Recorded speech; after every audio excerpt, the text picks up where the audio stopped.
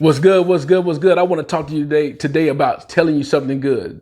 Tell me something good, baby, baby, baby. Tell me that you love me. Don't worry about it. I'm not trying to sing. You know I can't sing. Look, go to Google that song, look it up, and listen to the lyrics of the song. Tell me something good. It's important at this time that we get some more positive words, positive influence about telling something good. I'm going to tell you something good. What I've learned through this whole thing. What have you learned through this situation? Okay, I'm glad you asked. I'm going to tell you what I learned through it. Yes, family time is one thing that's definitely important. With that, I've been able to call and check up on like my grandparents and stuff like that. People that I should be calling all the time anyway, but now I'm even more inclined to make sure I call and talk to them and see how things are going. Older people I may know, more seasoned individuals I may know, I've called them to see how they were doing because they've lived through it before. This is a good thing about having people that's seasoned in your life is that they actually live through pandemics before. Like, for example, my granny, I talked to her this morning. She lived through the Asian flu. The Asian flu in 1957, she was 14 years old. Not only did she live through it, she actually caught it. And not only that, she had to be quarantined in her house. But let me tell you another thing about it. I had some more enrichment to the story.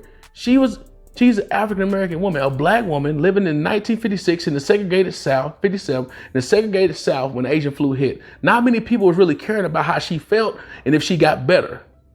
But her family pulled and rallied together and she got through it and she was healed. But the fact is, I got to learn that she actually experienced that. I got an old friend of mine who's 96 years old, his wife 95, 94.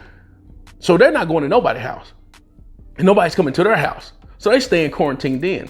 But hearing the stories about how he actually was a World War II veteran, lived through the World War, actually was in it, went through the Asian flu, went through all these other pandemics throughout the time, he's seen all this happen. Has he seen it as bad as it is now, where they're shutting down cities and places like that? No, but the fact is he lived through that. Having people like that you can call and talk to and get some enriching history is a cool thing. That's the positive I can get from this right now. So that's the good thing I've got from this. Not only that, I want to encourage you, if you're anyone that have friends or family that work for the government or some type of secret group or whatever, the thing that come to mind, the biblical saying about there's a time and place for everything. You know how they tell you something, like maybe at work or something, they say don't say nothing, then you go tell someone else because you want to inform them. It's a time and place for everything because look, we're human, man, and we're sheep.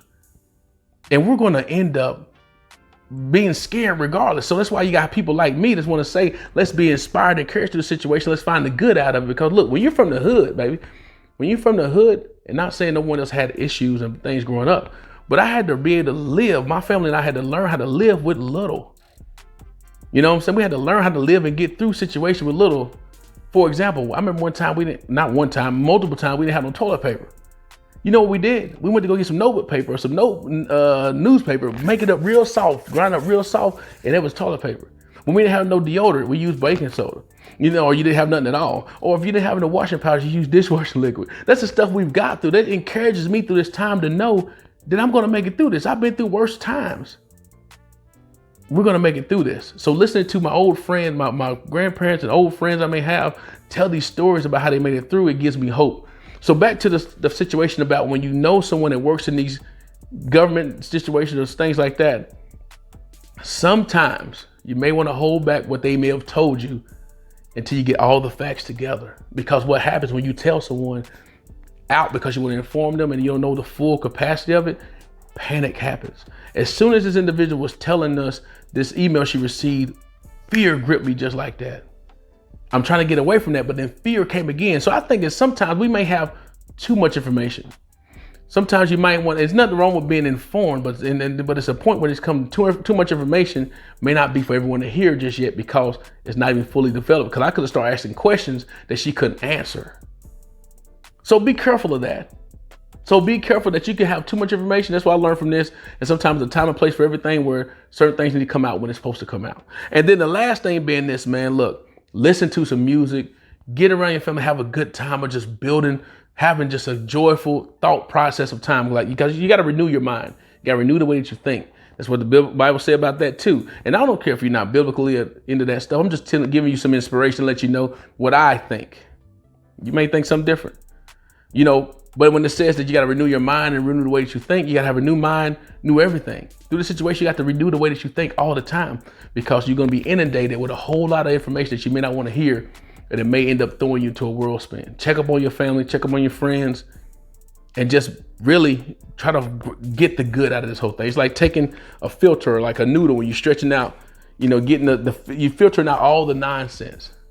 Start plugging some information into you that's more inspiring, more encouraging. I had a song called Making Money in My Drawers. It was funny back 3 years ago, but it's definitely relevant now, because now that you're all working from home, we're looking at people's videos and phone and stuff like that. You got to learn how to make some money in your drawers. I'll post it in the link too, man. So be inspired, be encouraged, be transformed, transform someone else's life, but most of all, transform yourself, change the ways you think. I'll holler at you. You're going to get through this.